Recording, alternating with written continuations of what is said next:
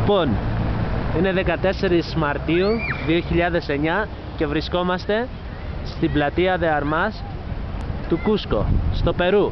Στην κεντρική πλατεία. Κάνει κρύο, εδώ ο Κωστής φοράει το σκούφο. Εδώ είναι η κεντρική πλατεία. Τα μαγαζιά γύρω γύρω. Τα κλασικά όπως είναι όλες οι πλατείες στην Λατινική Αμερική.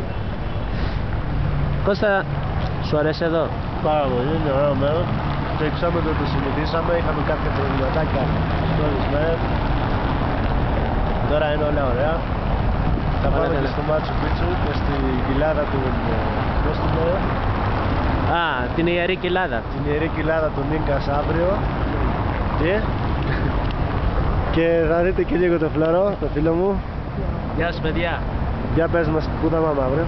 Αύριο θα πάμε στην Ιερή Κοιλάδα. Φέρνει να φάω, να πεινάω. Και τέλος πάντων περνάμε καλά. Χαιρετίσματα, μακάρι να ήσασταν μαζί μας. Ναι. Και εντάξει, δεν μας έχει πιάσει το υψόμετρο γιατί...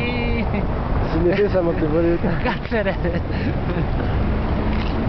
Γιατί τρώμε συνέχεια φύλλα κόκας και τσάι και όλα τα σχετικά που λένε ότι πρέπει να κάνεις. Αυτά. Λοιπόν, θα ξαναλέμε αύριο στο επόμενο επεισόδιο της σειράς. Μην τον πάτε αυτές. Γεια σας.